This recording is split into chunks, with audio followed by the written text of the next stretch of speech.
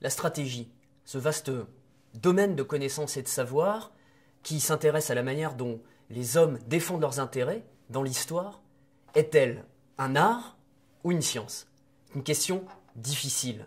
C'est une question qui nous permet d'aborder la place des stratèges dans l'histoire. Parce que la stratégie, elle s'incarne dans l'histoire au travers de deux types d'acteurs.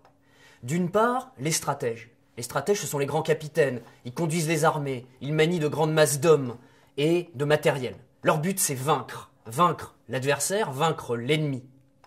D'autre part, nous avons comme acteurs qui incarnent la stratégie, eh bien les stratégistes. Eux, ce sont les théoriciens de la stratégie, c'est-à-dire de l'équilibre entre les fins politiques et les moyens militaires, au service des intérêts d'une nation.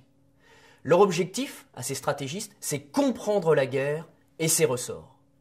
La stratégie, elle peut donc être envisagée tout à la fois comme un art en tant que pratique du stratège et une science en tant que savoir du stratégiste.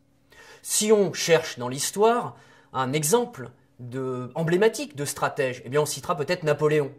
Et du côté des stratégistes, Clausewitz domine et s'impose. Que le deuxième se soit d'ailleurs surtout consacré à résoudre le mystère de l'art et du génie du premier n'est sans doute pas un hasard. Les sommets dialoguent, les sommets se répondent. Et quoi qu'il en soit, la fusion chez un seul homme des deux aspects, celui de l'artiste instinctif et génial, et celui du théoricien qui maîtrise les catégories et les modèles abstraits, eh bien cette fusion, elle est extrêmement rare. On la rencontre très rarement dans l'histoire de la stratégie et dans la manifestation des stratégies. Et il y a bien pourtant un lien, et ce lien il est étroit entre ces deux acceptions, pour une bonne raison.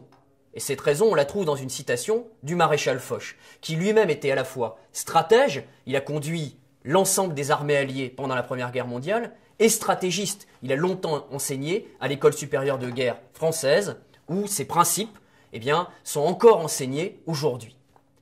Foch dit la chose suivante, à la guerre, plus qu'en d'autres matières, il faut savoir beaucoup pour pouvoir un peu. Art et science, connaissance et puissance.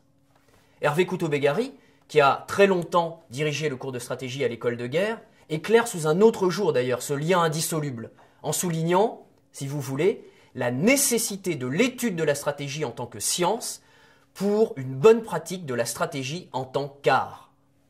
Donc la pertinence de cette synthèse entre l'art et la science se vérifie lorsqu'on voyage, et c'est bien le mot voyage qui convient, dans les œuvres stratégiques de Sun Tzu et des Chinois au 5e siècle avant notre ère, jusqu'à Clausewitz, en passant par Lidl-Art, en passant par Turenne, en passant par un certain nombre de stratégistes et de stratèges qui ont marqué l'histoire.